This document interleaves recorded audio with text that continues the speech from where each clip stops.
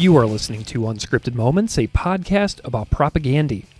On this episode, I bring you a spontaneous interview with the artist and musician Brian Walsby. Brian is well known for his limited edition t-shirts at Bifocal Media. His art is fantastic, and Brian is the artist who actually drew my favorite propaganda shirt of all time. In this episode, we talk about his love of art, his process for drawing a band like Propaganda, the adventures in Zucosis drawing that I bought from him literally today, his favorite tunes by the band, and how Scott Radinsky from Pulley ties into his Propaganda journey. Follow Brian on Instagram at Brian Walsby and go check out his website at brianwalsby.net. Thank you so much to my friend Brett at the Rad Dads podcast for helping me connect with Brian. Here we go. Brian Walsby, welcome to Unscripted Moments, a podcast about propaganda. Thank you for having me on. I really appreciate it. Brian, I am so delighted to have you here. For those of the people out there listening who don't know you, do you just kind of want to introduce yourself a little bit and kind of say a little bit about your work? Okay. Well, my name is Brian. I draw. I've drawn since I was a little kid. I also play music occasionally. So I'm one of those creative weirdo people, I guess. I was kind of set on this path at a very early age where music and art seemed to be the only things that I could do that made me feel like a normal human being. Mm-hmm. That's kind of, and I just kind of stuck with it. You know, I've done virtually the same thing since I was 10 years old, which is listen to music and draw while listening to music for the most part. And I've just, you know, I'm an older, I'm probably going to guess I'm going to be an older person than some of the other people that you probably would normally talk to. I'm 57 years old, so I'm definitely not a youngster. And I just kind of stuck with what I was doing and have sort of turned it into a half-assed kind of self-employed kind of art career, which is really awesome when things work out and really terrifying when they don't. Mm-hmm. So I'm just kind of used to living in a state of near panic and fear at every opportunity. And along the way, I've played music in probably 20 bands over the years since 1985. And I kind of came of age during the early to mid 80s punk rock / heavy metal underground. Both of those scenes were kind of similar. You'd had to write letters to people and you know, like most people would say, there was no internet back then or whatever. So if you wanted to find out about stuff, you would just have to write letters, trade tapes, tape trades, and you know, buy fanzines and stuff like that. And I was really immersed in that kind of world, and that got me to relocate to where I've been living for the last 30 plus years in Raleigh, North Carolina. But I grew up in Southern California, so I was there until mid '86. Then I've been here ever since. Amazing. And so I moved out here because I was really into the band Corrosion of Conformity, as they were back then. They were like my favorite band, and they were really nice guys. I came out and visited the summer of 1985. I was in a band called Scared Straight. It was our first tour away from home. Our parents let us go, which seems kind of fucking crazy now looking back. And I ended up here because the tour, we got totally ripped off in Pittsburgh. We toured with this band called Ill Repute. Yeah. And I ended up here and I hung out with COC, the COC guys, and met all their friends. And Raleigh had a really cool little scene back then. And I decided when I came back home to the West Coast that I was going to move out here. So that's basically my life story in a nutshell. And here I am. Amazing. Is the Scared Straight you're talking about, is that eventually became 10-Foot Pole? And I think that Jordan from Strung Out was in that band for a while. Yes. Jordan Burns. Yeah. Scared Straight. I was in Scared Straight for 2 occasions, which was like a sort of like a year between the end of '84 and the end of '85, I ended up going on 2 tours, even though I wasn't really in the band. For the second tour, the drummer they got that replaced me, when I went wandering to the East Coast, he couldn't go. And Jordan was in this band called The Grimm, and I got a chance to use his really nice, sweet drum set that was really nice. It was like a real Iron Maiden, Clive Burr sort of drum set. Yeah. That was really nice. And every once in a while, I'll hear from Jordan from social media, and he'll say something nice, and then I'll say something nice back. Nice. So, but yeah, that's the lineage. Scared Straight. Then they became 10-Foot Pole. Then they asked Scott to leave, and Scott started Pulley with another friend of mine, Mike Harder. Mm-hmm. And I guess Dennis kept 10-Foot Pole going. So that's the history of that. Wonderful. Well, Scott was on this podcast as a guest for our Dear Coach's Corner episode a ways back. So that's kind of fun to see that circle come around a little bit. Scott is one of the 2 people that turned me on to Propaganda. Amazing. Because the reason why that happened is because I moved away before all that stuff happened. Like all the like NoFX turning into a good band, and like a band that people actually enjoyed. Yeah. And Bad Religion becoming famous, and then all those other bands started. Suddenly they were in this climate where they could go on tour and make money and have, some sort of, I guess a different kind of success. I never heard any of that stuff. I've never heard Strung Out. I've never heard, I couldn't tell you a single NoFX song. I just don't know any of that stuff. I mean, I know it, but I wasn't an active participant. And I remember telling Scott that, because Scott was like, well, yeah, it seems totally different. Describing how Scared Straight shifted into 10-Foot Pole and what was going on for all those bands to suddenly be in this environment where that stuff could happen. And he said, the only band that you would probably like out of all that stuff is Propaganda. And that's literally what he said. And they played me Night Letters from Supporting Cast. Right? Yeah. And I was like, so within 5 seconds, I'm like, because I'm not saying that stuff is not good or whatever. I just don't think I ever would have ever paid attention to it. And then within a minute, I was like, oh yeah, I like this, because it's kind of metally, but still sort of hard to classify and super tight sounding and intricate. And then the lyrics seemed like they meant something. I'm not a big lyric guy, but if somebody writes good lyrics, I usually can pick up on, oh, this actually means something to them. And they had all that going on. And so Scott basically was the person that said, well, you'll like these guys. And he was right. And he said, these guys are clearly far away the best band to ever come out of the universe that we all came out of, hands down. That's what he said. As an old time metal punk guy that you are, Brian, you'll appreciate it. And he's right. Man. But the thing that's really funny is I would go back, because I went backwards, and all that early, the first Propaganda record. I mean, there was no, I'm not trying to put it down or whatever, but there was just no way I would ever have paid attention to anything like that. Amazing. So I think they just keep getting better. Especially when Todd joined. Yeah. Onward. And the last 3 records they've done, I think, are their best records. I know that some people feel the opposite, but to me, it's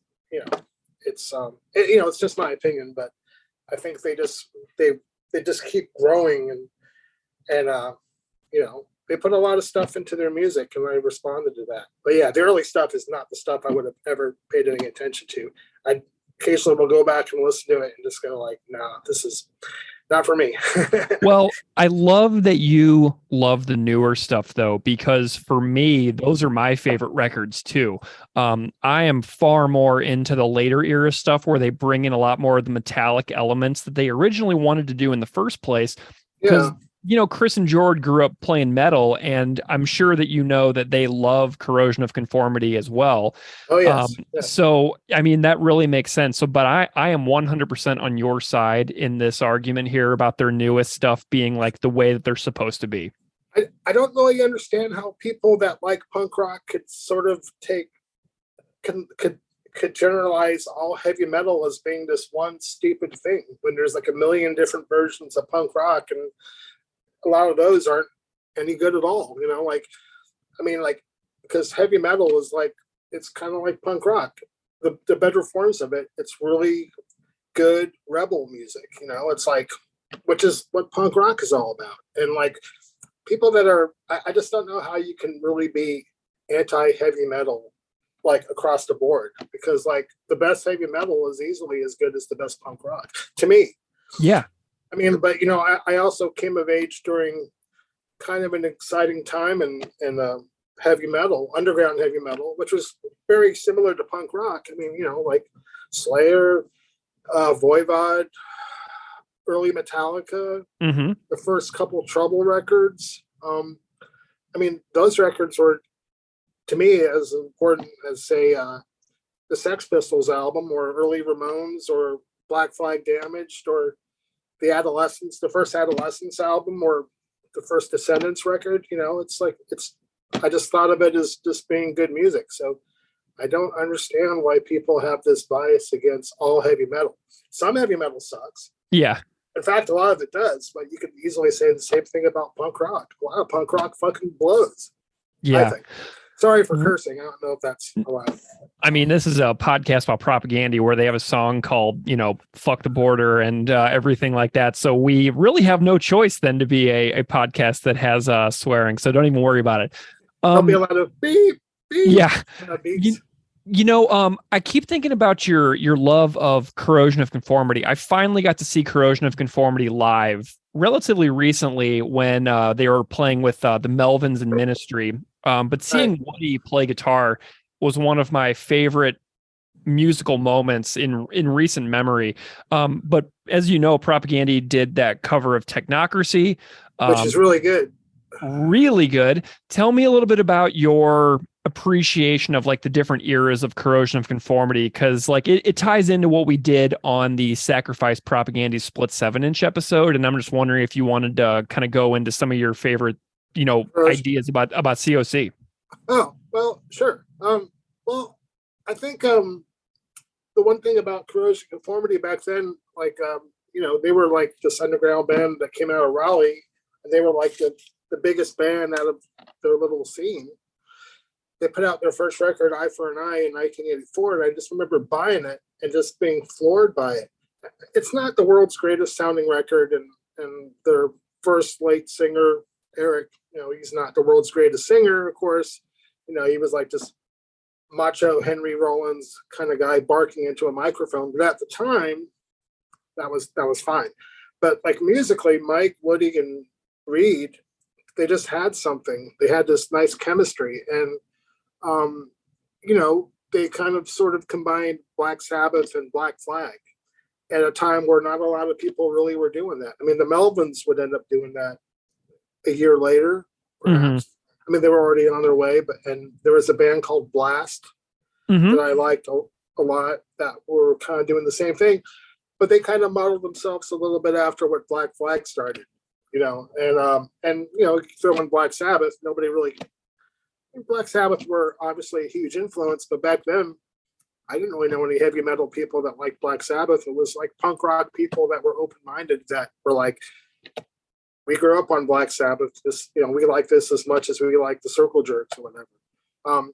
But those guys had a great chemistry, and so right away they got attention back then, and particularly Reed, because Reed was such a great drummer. Like he was like next in line after, say, Bill Stevenson. Like everyone knew Bill Stevenson was a great drummer, and then the next guy that came out of the underground that seemed to gather a lot of attention was Reed. And Reed had this giant red Tama, Clive Burr, another Clive Burr reference for your propaganda interview from Iron Maiden.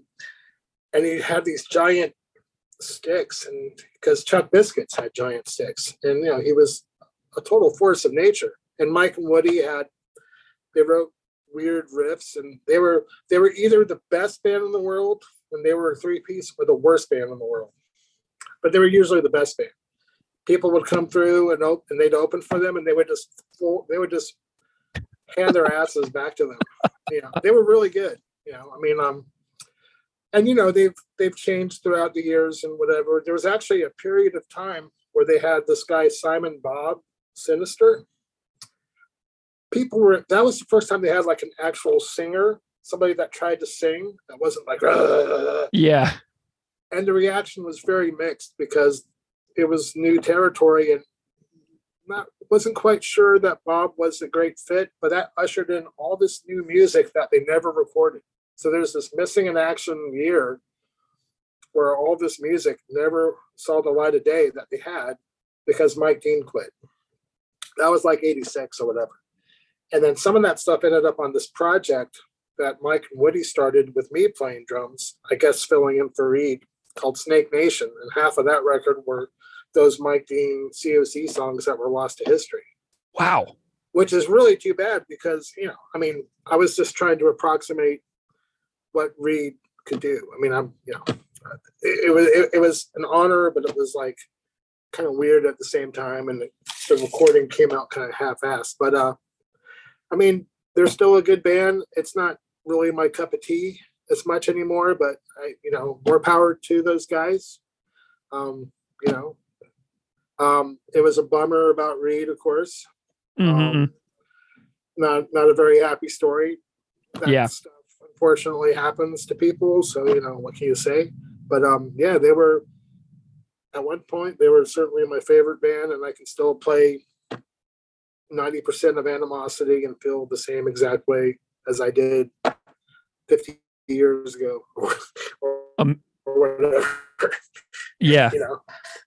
What do you think about them as they are now compared to that?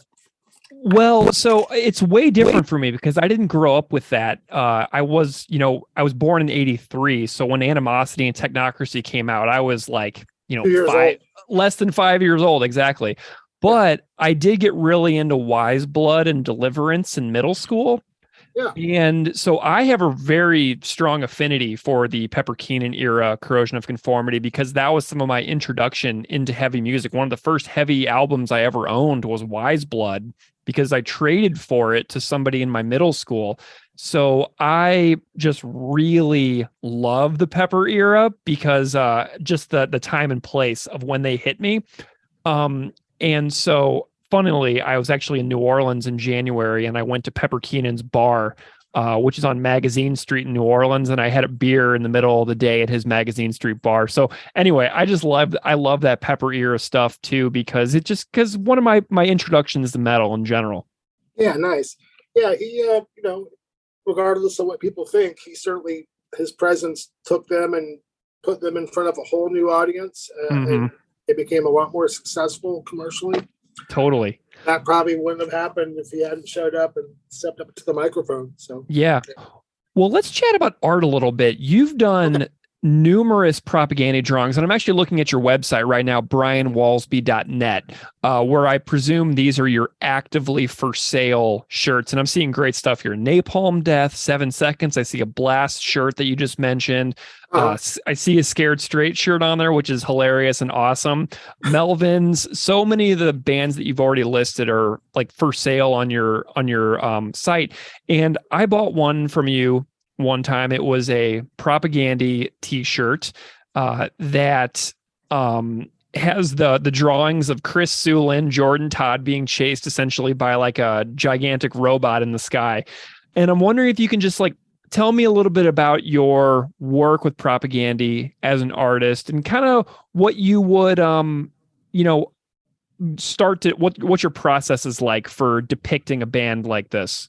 It's usually based on humor. They have serious subject matter in their songs and they care about what they sing about and they have a lot of food for thought. I'm not sure that I'm so great at conveying those sort of messages. So I usually just fall back on humor or parodies, or like the t-shirt you were talking about, that's like a parody of the band Queen had a record called News of the World with a really frightening front cover of a painting of a giant robot crushing the members of Queen. And on the inside of the record, it's a gatefold sleeve. It's the same artist with the painting is of the robot reaching into this building, and everybody's all freaked out in the painting. And that's where I put the members of Propagandy in there. So it's supposed to be that kind of thing. I'm just trying to find some kind of good idea or something kind of funny. Again, I haven't quite. I've drawn a few things that ended up being used for people like Steve Ignorant from Crass and that kind of thing. But that was just like taking the Crass symbol and putting something in front of it, putting them in front of it or whatever, or Steve in front of it. I'm not quite there yet as far as depicting something that's kind of serious and meaningful. So the closest I got was the drawing that you bought, because that song sort of, as a parent, that song sort of made me get kind of teary-eyed a little bit, because that's kind of a powerful song. And I just thought maybe I can try to convey that. And I'm not really sure I did, but obviously I must have done something right because you bought it. But I'm just trying to find some kind of good idea. And those guys, for whatever reason, Todd seemed to like the thing that was a shirt. I've tried to like find some other things that could be also used, but I haven't really come across anything yet that had the same impact. But hopefully soon. Usually it's just been like, they like Venom, so I drew them as Venom one time. Yeah. I've seen that. They're big fans of Voivod. I'm a huge fan of Voivod. I've drawn them as in that style a few times. But like I said before, I haven't been able to really figure out a better idea for what could be another shirt. I mean, and the opportunity is open. I just have to come up with something really good, and I haven't done so yet. I guess. Does that make sense? Yeah, totally. Do you reach out to the band? Like, do you and Todd or anybody like correspond about artistic ideas? Because Todd's a great artist too, so I'm sure he's, Todd's a phenomenal artist. He's like so modest about it. He's like one of the best painters I've ever seen. He's really good. And he also has this very, I don't want to put words in his mouth, but not like an anti-commercial sort of viewpoint of what he does. I think he's just kind of keeping it to himself kind of thing, but then again, he's also not drawing for his survival. So, that it kind of makes maybe the way you view that kind of stuff differently. He's the guy that I've talked to the most out of all of them. We haven't really spent that much time talking about mutual art inspirations, but he seems very, I don't want to say overqualified, but he's obviously very gifted and talented, not just painter, but artist. The stuff he just whips out on his Instagram page is pretty impressive. Like, if he wanted to take advantage of that and try to sell some of his stuff, I'm sure he could do it. I don't know if he's doing that at this point, but he could easily, hands down. So you did mention that I bought a piece of art from you. I bought a drawing depicting Adventures in Zoocosis, the closing track on Victory Lap. And it's right here. You've already got it packaged up. Awesome. I'm so excited to get my hands on that. I'm wondering if there is what inspiration you may have had for any of the characters in the drawing itself. Are there any particular people that you were trying to depict in the kids and then in the parent? I drew like the girl. There's a girl in there. I guess Chris has two boys. Yeah, I think he wrote the song, so obviously he's writing it from the viewpoint of being a parent to to two boys. I guess. I think I just might have put a girl in there because I have a daughter. No other real reason. I didn't really think about it too much. It doesn't really. The way they look doesn't really mean anything. I guess I was just trying to make a serious kind of drawing, I suppose. So that's pretty much it. Again, that song really stood out for whatever reason, probably because of the whole parent thing, and then the whole being resigned to your fate as a human being. Yeah. What's going to inevitably happen to you, being a parent or not, being worried about what's going to happen to your children, but knowing that you have really, you don't really control the world or anything. Did you, so I'm looking at another one of your drawings that you did with Killing Technocracy written at the top. Tell me a little bit about this drawing. Well, I was combining my enjoyment of Voivod and obviously Coercion Conformity. So it's just, nerdy fanboy art. I think that was another thing I was kind of hoping somebody would go, man, that has to be a great t-shirt or whatever. I don't know. It's probably just sort of some good-natured pandering to those guys to see if it worked out. And, just another one of those pandering drawings. Awesome. What is I want to know a little bit about if you have like a specific favorite record by the band, if you have a specific favorite song. I'm curious if you have any. Propaganda? Yeah. For whatever reason, the song that's the lead off track of the Fiction song. Oh, Speculative Fiction from Potemkin City Limits? That one. Yeah. For whatever reason, that song just really does it for me every time. I don't know why. Just the combination of the music, it's kind of metally sounding, the very dramatic lyrical content of the world being thrust into this horrible situation, the end of the world scenario in Canada. Mm-hmm. And just something about the music and lyrics really match up really well. So that one, for whatever reason, that's always one of their songs that really kind of gets it for me. Or I just really seem to like it a lot. Night Letters, I like Night Letters. Without Love, I like that song a lot. The song about the creek on Devil's Creek. Yeah, that's one of my favorites too. I really like that one. Just the combination of how they just kind of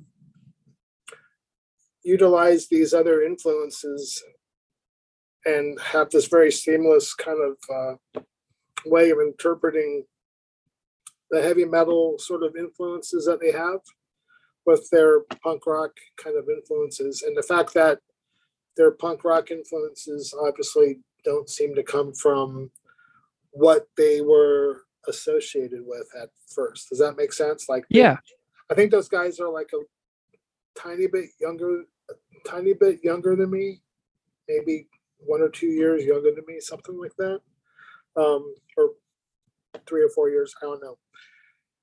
But their influences across the board in music in general seem to not be what they're associated with or what they initially were. So does that make sense?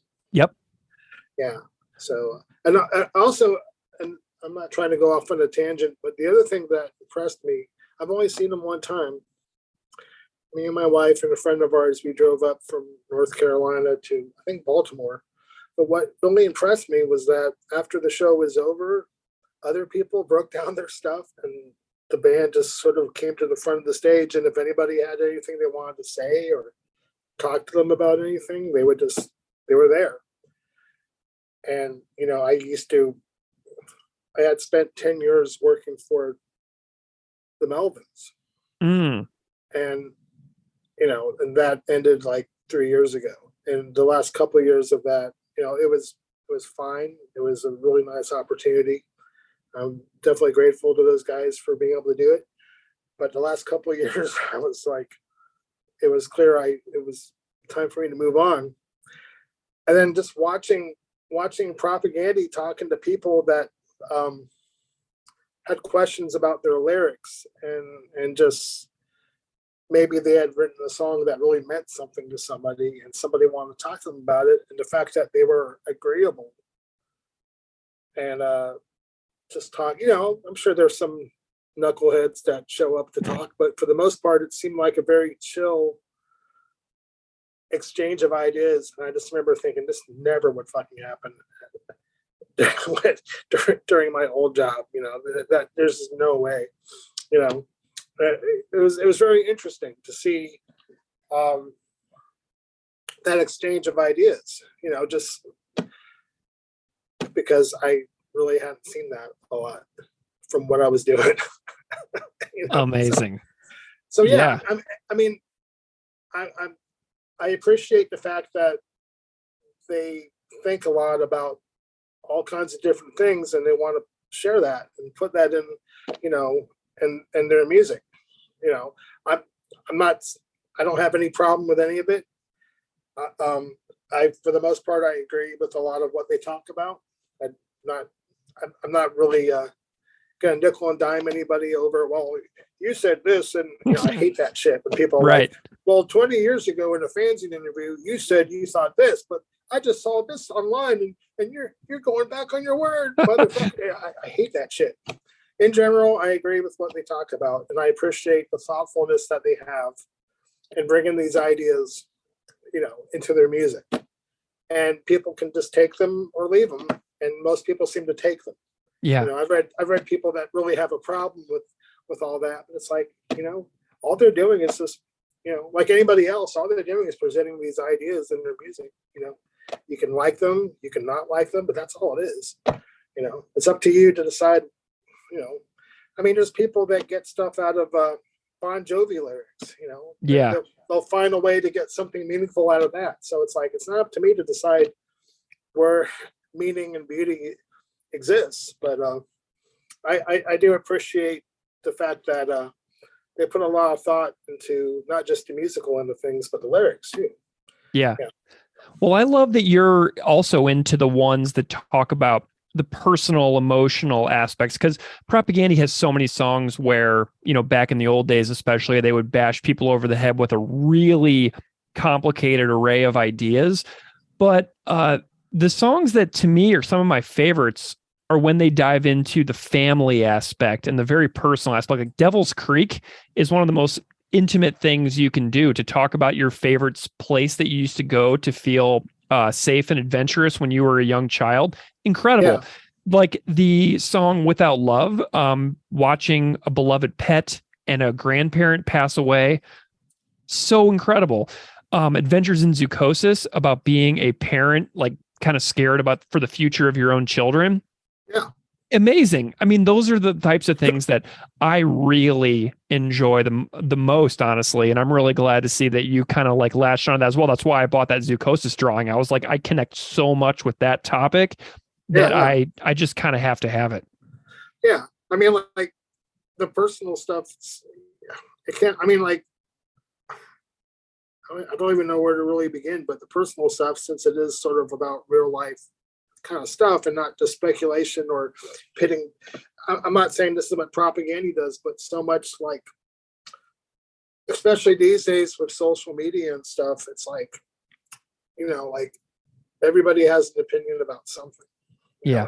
You're expected to have, with culture today, you're expected to react to things the second it happens. And, because now that's just the norm, whereas before, if you didn't want to hear about something, you would never hear about it. And now you have to hear about everything the second it happens, if you partake in either holding a cell phone glued to your hand or whatever. And that just seems to bring out the worst in people, So like, even if I agree with a lot of the things that, and I do, I'm more of a left-leaning sort of person, I still am kind of hesitant to really brush stroke these people and that people. And if you think this, then you're not this. And, I'm just too old for that kind of divide and conquer sort of nonsense. And now I'm getting to the point where it's like, now I can see, the ageism stuff, like, okay, boomer and all that kind of stuff. And it's like, well, I can't apologize for being old. Right. That's what you want to have happen, and that's going to happen to you unless you get killed when you're young or whatever.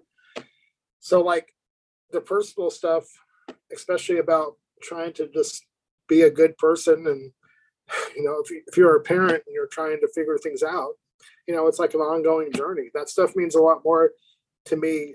It's almost like pointing the finger at yourself instead of pointing the finger outside. because anybody can do that. Yeah. Things, the world's just the way the world is. Sometimes it's a really nice place. Other times it's a fucking horrible place. That's just the way it is. People are no different. When you hear people say stuff like, I can't believe it's the year 2023 and people still think like this. And it's like, do you really, is that honestly what you really think? You really think that people, it's just human nature to be a horrible person at times. That's just how it goes. Some people are really nice. Some people are not. That's just the way it goes. That's human nature. That's history in a nutshell. So I'm more about the personal aspects of things than a bunch of finger pointing and, or if you say anything and then you get stuff back in your face, like, okay, white male or whatever. It's like, Well, and the band is really good about that too. Like within their lyrics, like they're really great about pointing the mirror back at themselves. I say this on the show often that one of the greatest lines that they've ever put out to me is, I'll call you on your shit, you call me on mine. Because what that does is it communicates that, yeah, I have shit too. And that I need somebody to hold me, like, to tell me whenever I can grow, essentially.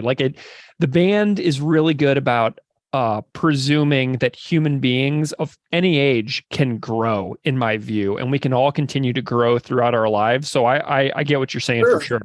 Sure. I mean, there's I'm getting ready to look for a therapist to talk to about some stuff that, I'm in my 5th decade of life, and there's stuff that I've realized this is kind of problematic. Like I'm kind of a stubborn person. I didn't used to think so 20 years ago, but as things have turned out, I can see that that's turned out to be sort of a problematic thing that I only have recently discovered, and I want to try to figure that out. I want to try to figure that out more than blaming other people for stuff that is probably not even their fault, or just to be like you. It's more like, well, it starts with me. Yeah. And I want to try to be a better person. Also, I love it. Another important thing that people need to do, especially now, is they need to kind of like, when things aren't going good, they need to just allow themselves to give themselves a break. We're all just human beings. We're not destined or built to be perfect. So to hold yourself up at the super high standard that's impossible to live by, depending on whatever situation you're in, sometimes you just have to give yourself a break and just say, you're a human being. We're not perfect. I love it. Brian, where, so I presume a lot of people out there might want to check out your artwork too. Where would you send folks to connect with you if they want to see what it is that you're up to and what it is that you've done? Well, the easiest way now, I'd say, would just be to go to my Instagram page, which is under my name, which is just Brian with an I, and my last name Walsby, Walsby. I have a Facebook page. I have it set up so that anybody that wants to see any of that stuff can, without being my quote unquote friend. So that's there too. The website that you brought up is pretty outdated, and eventually I'm going to figure out a new website and figure out some new tricks so that more people could, if they're interested in anything I do or the books I've done or want some freelance art, they can reach out to me. But I would say right now, the Instagram page is about the best place anybody can see, because you don't have to be a friend or send a friend request. You can just see whatever, and if people want to write, I always write back and that kind of thing. So I'd say the Instagram page. It's really funny. I just realized that I probably have a No Means No shirt drawn by you as well. You don't, because I've tried to pitch a bunch of No Means No shirts, but Abe Brannon is the guy that has worked with Charles from Bifocal Media, and I think he's done 2 or 3. I don't think I've posted stuff and shared it on the fans of that band, their Facebook group, and they've seen that. But I don't think anything I've done has resonated with whoever is in that band that approves such things. I know that we've tried. So you're probably wearing Abe's shirt. Or Got it. maybe Chris Sherry, the guy that does the Descendants artwork. It might be Chris Sherry. It's probably Chris Sherry. Chris is What's a great guy. what's your relationship like with Bifocal? I love the way you put out like limited edition amounts of shirts. Like, tell me a little bit about that deal, because it's really cool the way you go about releasing these. Thanks. Well, Bifocal Media is the brainchild of this friend of mine named Charles Cardello. And I've worked with Charles. I've been friends with him for like 15 years now. And Bifocal Media used to be like his record label. He put out records back when people liked putting out records and there was an audience for putting out records and that kind of thing. When it was more of like an operating record label that took ads out of fanzines and magazines back when that was more common. And he's also released 3 of my man-child books. He helped realize all that. And we've done like 50 t-shirts. And I think a couple of mine were the beginning of his t-shirt empire. And now he has all kinds of people. You know, Chris Sherry, Tom Hazelmeyer does stuff for Bifocal Media. Chris Mars of the Replacements. There's a lot more. Abe. There's a lot more people. We just decided to try to do t-shirts one day. We just kind of stumbled into it, or I should say, Charles kind of stumbled into it. Now it's this crazy thing. It's doing really well. And we just have limited shirts because we just kind of gauge the interest of, we're allowed to do a Gun Club t-shirt from the band, The Gun Club. Mm-hmm. That's a legendary band that's a real honor to be able to do. So we thought we can certainly have a limit to 300 t-shirts. We can sell that eventually. But then there's some things I've done, like, we did an FU shirt. There was a band from Boston from the 80s. They're from my generation. I don't know how many people are really going to want an FU shirt. So we have 100. There's 100 that are made. That's the limit. So we just kind of gauge the limit by what the actual interest level is. We did a Big Star t-shirt 3 times and a hoodie. Obviously, there's going to be more of an audience for that than, say, the FUs. Or there was a band from Sacramento called Rebel Truth who put out an amazing 7-inch from 1983. How many people in 2023 are going to really care about a Rebel Truth t-shirt? Maybe not too many. So, the limits are just there according to whatever. But it works out good. Everybody gets a cut. We get permission from everybody. It's like a 3-way split between the artist in question, Charles, because he's actually keeps the books and makes the t-shirts, fills the orders, and he's honest, And then the people that we're working with, the band in question, whether it's a new band or a band that broke up 40 years ago. So amazing. Yeah, and it just keeps going.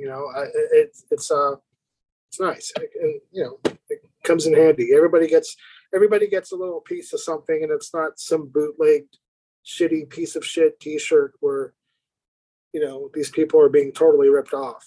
So it's worked out pretty well.